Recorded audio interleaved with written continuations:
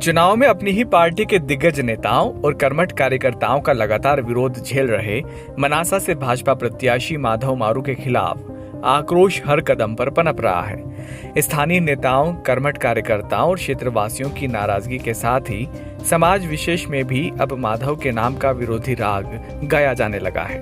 समाज के एक बड़े तबके ने भाजपा प्रत्याशी माधव के खिलाफ बगावत का यह बिगुल बजाया है और चुनाव में विधानसभा क्षेत्र में सामाजिक रूप से बाहुल्य माना जाने वाला बंजारा समाज माधव के खिलाफ मुखर हुआ है। आर्थिक रूप से समाज को समृद्ध बनाने, युवाओं के लिए रोजगार के नए अवसर और क्षेत्र में कंबल उद्योग लगाने का वादा कर जो छलावा विधायक मारू ने किया, उसका परिणाम चुनाव में अब बंजारा समाज के आक्रोश के रूप में सामने आ रहा है। समाज के लोगों का आरोप है कि पिछले चुनाव में माधव मारू ने समाज के वोट बटोरने के लिए बड़ी बड़ी घोषणाएं तो कर दी, लेकिन चुनाव जीतने के बाद माधव अपनी घोषणाएं भूल गए और इस पर कभी गंभीरता नहीं दिखाई। ऐसे में वादा खिलाफी से नाराज समाज के लोग जब जब अपनी मांगों को लेकर माधव के दरबार पहुंचे तो वहां भी उसे धुतकार कर भगा दिया गया। समाज के एक जागरूक युवा ने नंबर 1 न्यूज इंडिया से बातचीत में कहा कि समाज के युवाओं को रोजगार के नए अवसर और क्षेत्र में कंबल उद्योग लगाने का वादा कर समाज के साथ छलावा करने वाले भाजपा प्रत्याशी को इस बार समाज से जुड़ा हर मतदाता सबक सिखाने को तैयार खड़ा है, जिसका परिणाम चुनाव में निश्चित तौर पर सामने आएगा। माधव मारू ने कमल की फैक्ट्री के बारे में बोला था कि मैं जीतने के बाद में कमल की फैक्ट्री लगाऊंगा, बंजारा समाज को पानीपत नहीं जाना पड़ेगा, यहाँ से सप्लाई हो जाएगी। ऐसा कुछ भी नहीं हुआ है।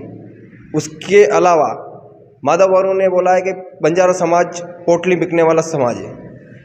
इसके लिए माधव मारू ने बंजारा समाज के लिए ये टिप्पणी करी है, ये बहुत गलत है, क्योंकि अब आ गया है वो समय। पहले 5 साल पहले पोटली बिके थी, अब देखते हैं पोटली बिके या नहीं बिके। एक तरफा अब समाज, युवा, बुजुर्ग सब ने देख लिया है कि माधव मारू का व्यवहार और भद्र व्यवहार जो किया है समाज के साथ, वो बहुत गलत किया है। ये तो अब मालूम पड़ेगा ना कि क्यों और किस लिए की। अब युवाओं को मालूम अब पड़ा है।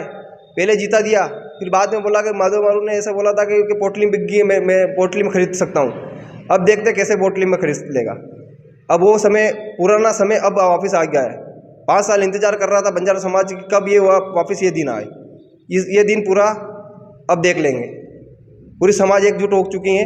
40,000 वोट है, 4,000 वोट नहीं मिलेंगे बंजारा समाज के, ये मैं वादा करता हूँ। वही बात आ गई है, बार बार कार्यालय जाते हैं, व्यवहार उनका नेचर, आम जनता, बंजारा समाज में आम जनता जूझ रही है उनके व्यवहार पे। कार्यालय जाते हैं, बोलने का तरीका नहीं है, किसी को कुछ भी बोल देते हैं। ये मेरे साथ भी हुआ है, आम जनता के साथ हुआ मेरे साथ हुआ है। भाई जनपद सदस्य और जनपद प्रतिनिधि को भी नहीं बख्शा तो आम आदमी को कैसे बख्शेंगे। मैं भारतीय जनता पार्टी का कार्यकर्ता था और माधव मारू के रवैये से, उनके बोलचाल के ढंग से मैंने भारतीय जनता पार्टी की सदस्यता छोड़ के कांग्रेस सदस्यता ले ली। विरोध, आक्रोश और नाराजगी भरा वातावरण भाजपा प्रत्याशी माधव मारू के चुनावी हालातों का मुख्य केंद्र बिंदु मनासा विधानसभा में फिलहाल बना हुआ है, जिसे समेटना और बिगड़ते जनाधार को साधना माधव मारू के लिए चुनौती के साथ मुसीबत भी बना हुआ है। बहरहाल मनासा का चुनावी संग्राम इस बार भाजपा विरुद्ध माधव के रूप में प्रभावी तौर पर सामने आ रहा है, जहां अब देखना होगा कि कांग्रेस माधव के खिलाफ पनप रहे इस विरोधाभास को कितना और किस रूप में भुनाती है।